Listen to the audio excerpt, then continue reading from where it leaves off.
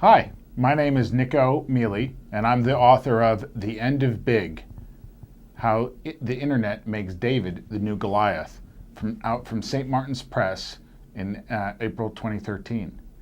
The book is about the tremendous diffusion of power that's happened over the last 35 or 40 years.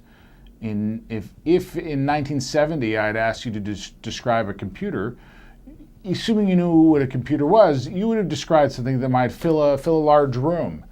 A Cray supercomputer from the mid-70s cost about $5 million and was really only accessible to the biggest institutions of the time, to big universities, to big companies, and to big governments, especially the Pentagon and the Department of Defense.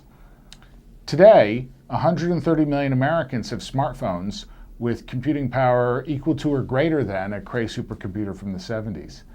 That's a giant shift in power, and it's gone from institutions to individuals with significant consequences for all of the hierarchical institutions of our time.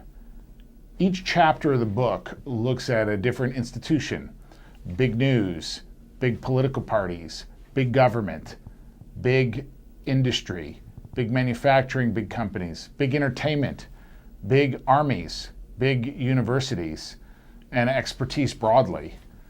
And looks at how these technologies, the combination of the internet and smartphones, has changed the nature of power in these institutions, changed what authority means, what credibility means, what expertise looks like. It's not entirely about technology, though. Many of these institutions haven't done a very good job over the last 35 years. And so given that some of these institutions haven't done a good job, people are using technology to opt out of them, to create alternative ways of doing things.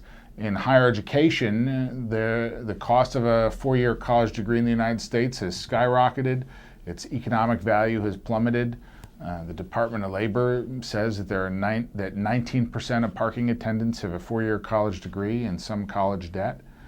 It's no wonder that people are looking at online classes and startups like Coursera, Udacity, Khan's Academy as alternatives to education.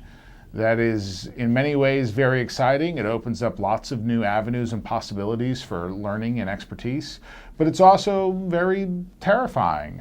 The universities in this country have been a crucial part of credentialing, authority, and of basic research, and it has going to have consequences across the board. The book, The End of Big, looks at what happens when these big institutions aren't doing a great job and people are able to opt out using this technology that transfers power from institutions to individuals. Sometimes it's exciting and fantastic, and sometimes it leaves something to be desired, or it's even scary.